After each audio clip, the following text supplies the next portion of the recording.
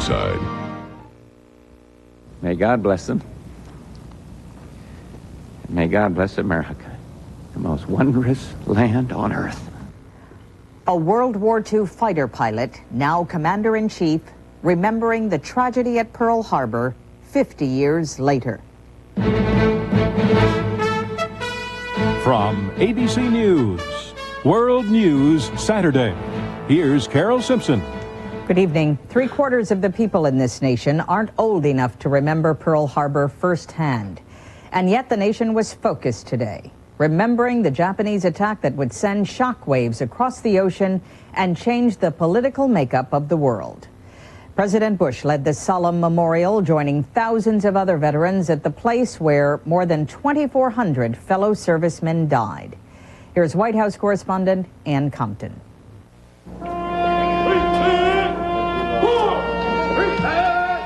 Just minutes before dawn, the hills above Pearl Harbor echoed with memory. President Bush led the nation in remembering. At 7:55 a.m., 50 years to the minute that Japanese warplanes attacked, American F-15s in the missing man formation streaked across Hawaii's skies. It is the waters here which hold most of the lives lost. President and Mrs. Bush stood in a memorial built over the hull of the USS Arizona, which took down more than 1,000 sailors that morning. Into the water, they dropped flowered leis, just as families have done for 50 years. Bubbles of oil still rise to the surface. Survivors call them tears.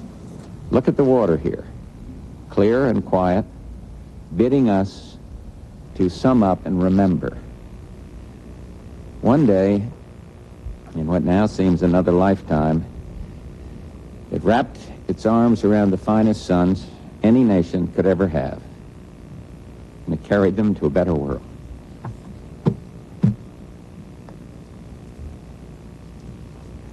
May God bless them. May God bless America, the most wondrous land on earth.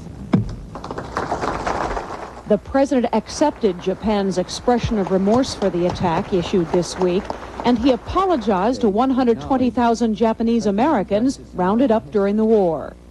The internment of Americans of Japanese ancestry was a great injustice, and it'll never be repeated.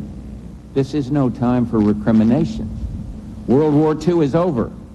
It is history. We won. We crushed totalitarianism, and when that was done, we helped our enemies give birth to democracy. And for that, President Bush said, no American died in vain at Pearl Harbor, where future generations will come to set flowers adrift on the water. Ann Compton, ABC News, Pearl Harbor. Most Japanese aren't old enough to remember Pearl Harbor either, and those who don't remember don't learn much about it. ABC's Bill Redeker explains why. Japanese television networks remembered Pearl Harbor, broadcasting special historical reports and reunions between old enemies. But TV Asahi focused on the future, on education, and discovered vast differences in how the memories are taught on both sides of the Pacific. At Page Junior High School in San Antonio, Texas, they found students reviewing old newspapers, studying photographs, and reading textbooks that describe the bombing of Pearl Harbor as a sneak attack. Like 18 ships had gone down, and like 8 of them were, they had sunk. The Japanese reporters said they were impressed by the amount of Pearl Harbor history taught in American schools. But when they came to this junior high school in Tokyo to find out what Japanese students are taught, they discovered historic amnesia. At the most, Japanese students learn only that Pearl Harbor was just another battle. The most popular textbook contains only 2 sentences about the subject. I learned about the Pacific War, but did not learn about the Pearl Harbor attack in detail. It's the beginning of the Pacific War. That's about all I know. Neither students nor teachers are to blame. The decision to de-emphasize Japan's attack on Pearl Harbor was made years ago by the Ministry of Education. The Japanese broadcasters say they hope their coverage will force the government to reevaluate how history is taught here, so that Japanese in the future will understand why Americans remember the past. Bill Redeker, ABC News, Tokyo. Coming up, the defense begins in the William Kennedy Smith rape trial. And another Soviet secret revealed, a nuclear disaster worse than Chernobyl. And later in this broadcast, the man who built the fire in Smokin' Joe Frazier and a long line of other boxing greats. World News Saturday, brought to you by the Discover Card.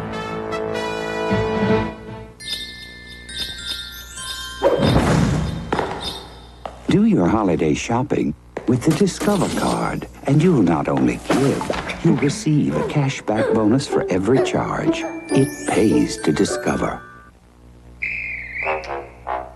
Every time it rains. The Discover Card pays a cashback bonus on every penny you charge. Pennies from heaven. It pays to discover.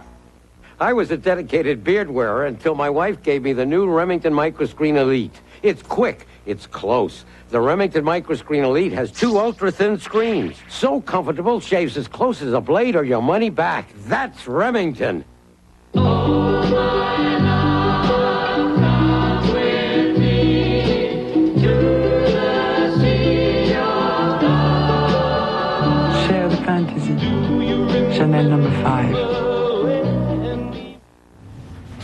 After 6 days and 23 witnesses, the prosecution rested its case today in the William Kennedy Smith rape trial, and the defense began its attack on his accuser.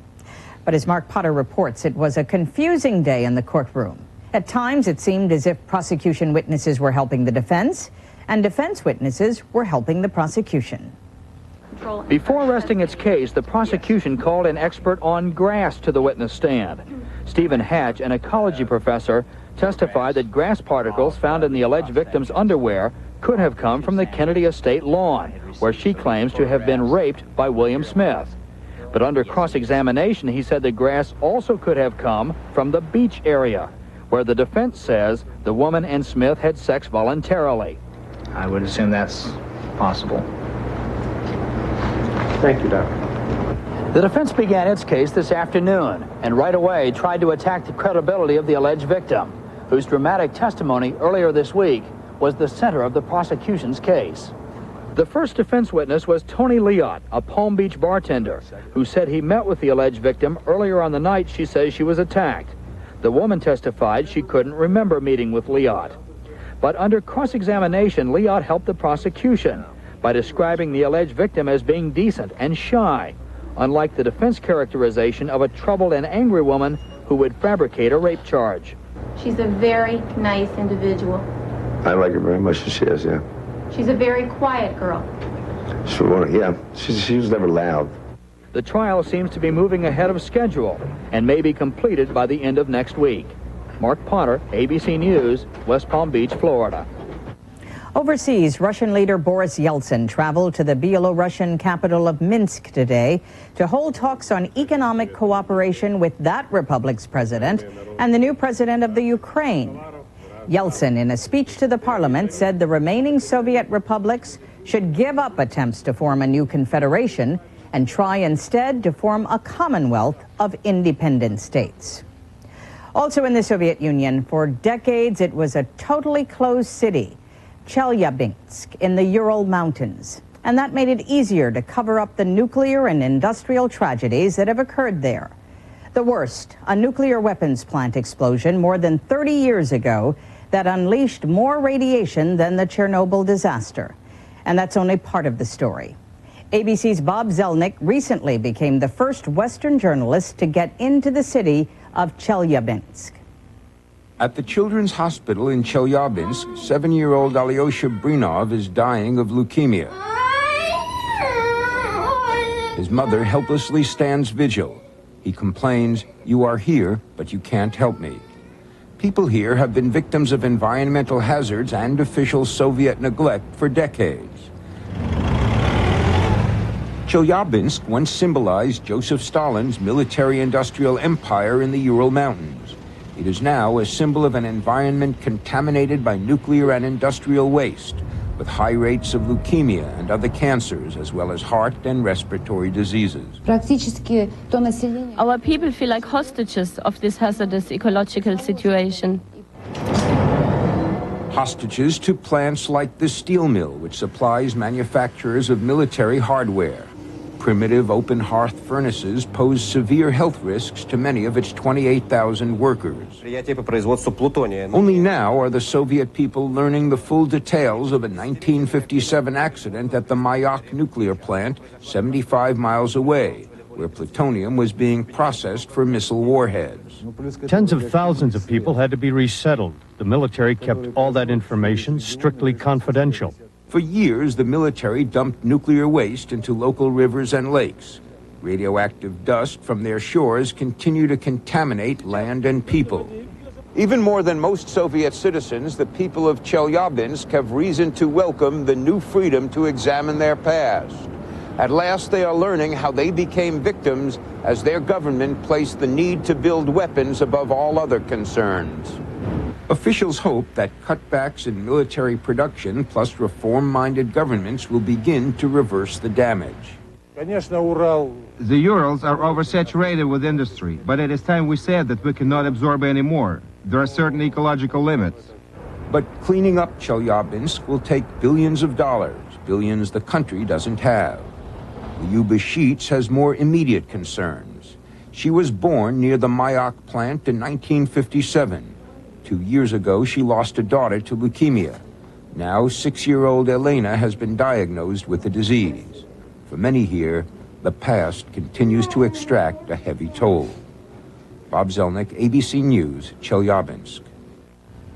When we return, showing parents of the learning disabled how hard it really is. Gloopy capels and cleaming burly greps. Suddenly, a diddy struzzle boofed into Flingeldop's Tresk. Preben glaked and... In the mountains of Colombia, they celebrate the richness of the land. And from this land comes the richness of Colombian coffee. That's why Maxwell House blends its coffees with Colombian beans. Rich beans, rich coffee. Some we slow roast for old-fashioned richness. Some we roast dark for the flavor of France. We buy more Colombian beans than anyone in America. Maxwell House, blended with Colombian beans. Because better beans make better coffee. Domino's, just what you wish, and Domino's had ring your bells. With Domino's Pizza's Season's Greeting Special. Nobody knows like Domino's. Now get a medium pepperoni pizza for just $2.99 with any large pizza at the regular price. Nobody knows like Domino's. We don't make your pizza till you make your call and deliver in 30 minutes or less, guaranteed. Nobody knows Ho, ho. like Domino's. How you like pizza at home. Do you have a cold? Yes, I do. It feels like the ocean is in my head. Here's 2 cold medicines. This relieves these 3 symptoms, this 9. Choose one. 9. I have all of those symptoms. Sinus pain, nasal congestion, and I have a scratchy throat. Here's what you chose. Are you shocked? Yeah, I am. Would you try Dristan Cold? How do you feel? The Dristan really works. Dristan Cold relieves 9 tough cold symptoms. Dristan Cold, part of the Dristan family of products. Dristan, the face of relief today. Have you had your V8 today? Did you know that V8 juice has less than half the calories of that apple? Wow. V8 is a nutritious blend of 8 vegetable juices that taste terrific. Have you had your V8 today? A new Carnegie Foundation report calls for the creation of a new cable network exclusively for educational programs for preschool children. And it calls on the commercial networks to air at least 1 hour of educational programs each week. The report says children 5 and under are a very special audience with very special needs, and they deserve a reliable source of enriching programs.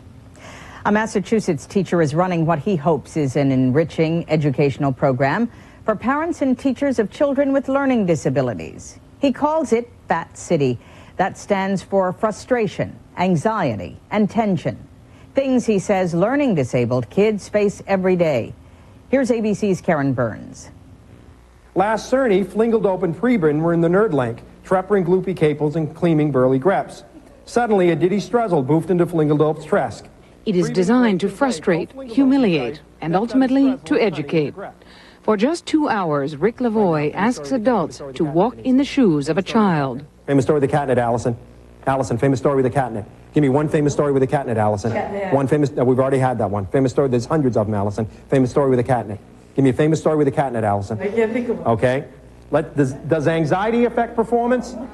You bet it does. According to this, Allison can't tell me one story with a catnip. Give her a call tomorrow, she'll give you 30 of them. So what we're really trying to do is to put the adult in a position of actually experiencing what the child experiences every day, and that way it sensitizes the adult to the problems of the child.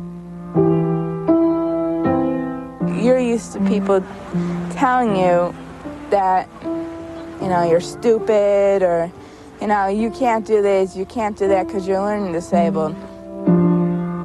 It made me hate myself. It made me just want to be left alone. I didn't want to be with any people. It's been called the hidden handicap. Learning disabled people are often very bright and look normal. But because of a neurological disorder, perceiving and processing information can be a tortured, lonely process. Looking in the mirror now. A process that is made more difficult by the fact that other people just don't seem to understand. So Rick Lavoie simulates learning disabilities to show parents and teachers what it can be like to fight one. This took her 30 seconds, this took her 10 seconds. For the first time, Denise Whalen knows what her 6-year-old learning disabled son goes through. There's 4 letters in the word, Denise. How difficult can this be? Swimming made him forget all. We've had this word 4 times. The what, Denise? Come on, Denise. Reading is fun. What did you learn today? That I don't know what it's like to be in his shoes. I live with him, and I share his frustrations to a point, but I was the one that liked school, that did well in school, and I can't imagine, not just school, social relationships, you know, how hard life is going to be for him. When we were going around the room answering Mr. Lavoie's questions, I was so frustrated and angry with him, I wanted to punch him. When you're in the seminar, you deliberately humiliate people, you provoke them, you make them angry. Why do you do that? I've never done anything in Fat City that I haven't seen done with students in a classroom. It's not worst case scenario. It really is very, very difficult out there. In the end, it is for learning disabled children that Rick Lavoie runs his classes, hoping to make the world around them just a little more understanding. Let's try to find another contraction here. There. Very good, Brianna. Karen Burns, ABC News, East Sandwich, Massachusetts. Take some vegetables and presto salad shooter. Shoot some slices, salad shooter. Point and shoot right into stir fry or casserole. Shoot some shreds, salad shooter. For hash browns or coleslaw. Shoot it fast, shoot it neat, shoot it pretty. Pretty salad shooter. Presto salad shooter slicer shredder. Clean up easy, dishwasher safe. Small enough to store anywhere. Great salads and much, much more. Salad shooter. Original, cordless, rechargeable, and professional salad shooter. Can't believe he broke it at the company picnic. Incredible. Our employee health plan covers him, right? Not deductibles or co-payments. So he has to lay out his own money. Gaps in your health plan can be costly. Aflac can help. Aflac is a leader in supplemental insurance with 35 years of dependable service. Today, employees of over 80,000 companies count on Aflac for the peace of mind to get on with life. Any ideas? Yeah, Aflac. Aflac, insuring over 35 million people worldwide. I just can't stand this anymore. How am I supposed to fall asleep with this pain? I could take one of those nighttime pain relievers with a sleep ingredient. But all I really need is Advil to help stop the pain that's keeping me up. Just Advil. That's all I want. Without the extra sleep ingredient, I don't want. Advil is so effective, it relieves the pain, so I can get to sleep. Discover the relief of Advil at bedtime. Advil, advanced medicine for pain. Red lobster shrimp. Do you love it icy cold? Or in the scampi, sizzling hot? Do you crave it golden fried? Or dripping with our new honey barbecue sauce? During our holiday shrimp days, you'll find 8 special shrimp dinners. How about new lemon broiled shrimp, together with new honey barbecue shrimp, just $7.99. Now at Red Lobster. And for holidays at home, party platters to go, ready in just 1 hour. Now let's go to Ray Gandolf in New York for a look at pugilism and poetry as practiced by trainer Eddie Futch, along with today's sports highlights. Hi, Ray. Thank you, Carol. Navy's football team finally found somebody it could beat, the Army, which makes Navy's 1-10 season a success. Jason Van Mater was the Midi hero, running for 1 touchdown and passing here to Kevin Hickman for another. Navy leads the series 43-42 with 7 ties. 5 years before Pearl Harbor, Eddie Futch began making his living in the meanest and most mendacious of sports. But he has always done the right thing, and he does to this day. Let's hear it for the grand old man of boxing. You're standing up straight, and the uppercut was too big, and you ended up standing up straight and getting hit, see? Eddie Futch has been training prize fighters for 55 years. Come out with your hook, come out with your hook. He has trained 16 champions, and his current heavyweight project, Riddick Bowe, undefeated in 27 professional fights, could well be champion number 17. Step around. It gives me great pleasure to see a young fellow who has potential and has desire and is willing to work. And I feel that if I can help him achieve that which he is striving for, then it makes me feel better. It makes me feel good. Okay. As long as I have Eddie Futch in my corner, I can beat the best of them. Whether it's Evander Holyfield, Mike Tyson, Razor Roddick, I can beat them all. Eddie Futch's first champion was welterweight Don Jordan in 1958. He trained the masterful Alexis Arguello and Larry Holmes and Michael Spinks and Ken Norton and his favorite champion, Joe Frazier. It was Frazier in his third fight with Muhammad Ali, the Thrilla in Manila in 1975, who gave Futch the saddest moment of his career. I didn't want him to continue. He wanted to continue. He was getting hit with punches he didn't see at all. He got hit with one shot in the 13th round and knocked his mouthpiece 6 rows back into the audience because he didn't see the punch coming. And so for the only time in his life, Eddie Futch stopped the fight to protect his man from further punishment. Futch calculates that he has wound 10,000 miles of gauze and 5,000 miles of tape around boxers' hands. And through all the years, handling all those fighters, surrounded by greed and chicanery in the sleaziest of all sports, Eddie Futch has remained pure in heart. The seamy side of boxing has never been able to influence me. And I like the guy I see in the mirror in the morning when I get up. How does Futch keep his head when all about him are losing theirs? His secret, his solace, is poetry. It makes you look into yourself, makes you size yourself up. He can quote you Keats and Shelley, Shakespeare and Longfellow. But as he enters the 9th decade of his life, Eddie Futch's words to live by are from the essayist Elbert Hubbard. To have a beautiful old age, you must live a beautiful youth. For we ourselves are posterity, and every man is his own ancestor. I am today what I am because I was yesterday what I was. Eddie Futch is, was, and will be always the champion.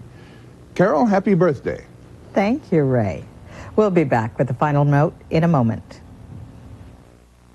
Home for the holidays with Domino's Pizza's Season's Greetings Special. Now get a medium pepperoni pizza for just $2.99 with your favorite large pizza at the regular price. Nobody knows. Ho, ho. Like Domino's, how you like pizza at home. Merry Christmas.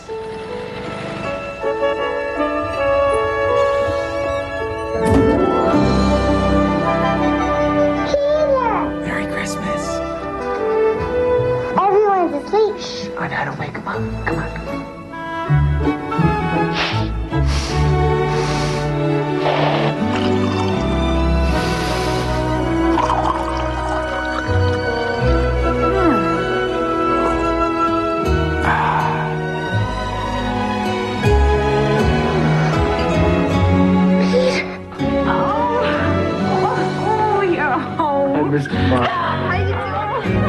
Happy holidays from Folgers.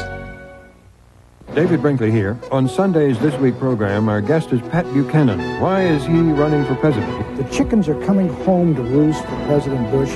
Sunday. For most Americans, what happened at Pearl Harbor 50 years ago today is a lesson in a history book, but not for Paul Sutterly. On December 7th, 1941, he was a Navy signalman, 3rd class, stationed at the signal tower at Pearl Harbor. And from his vantage point, 150 feet up in the air, he had a full view of the attack and its gruesome consequences. This weekend, Paul Sutterly went back to his post. The dive bombers came in from that mountain range straight toward us and to the left. High at first and then in almost slow glides. Fire, smoke, airplanes attacking, and this was the eye of the storm. The harbor itself was one mass of black billowing smoke going hundreds of feet in the air. Some parts of the harbor were in flames from the oil on top of the water, and there were still men in the water and men being rescued from the water. This is all around us. These buzz, buzz, buzz, and bang, bang, bang, ack, ack, ack, ack, ack. I guess you were mesmerized. You just felt helpless and frustrated. And about all you could do was take your signal flags and shake them at these boys who were going overhead. The smell was bad, and mixed in with the oil, the burning oil smell was the smell of the gunpowder.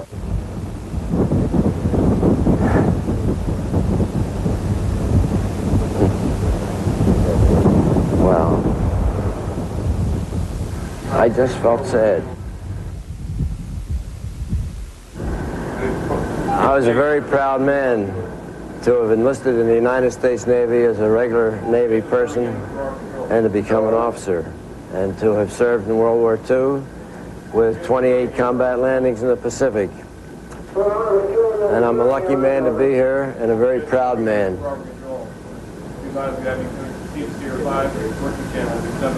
And let there not be another Pearl Harbor. And that's World News Saturday. I'm Carol Simpson. Good night.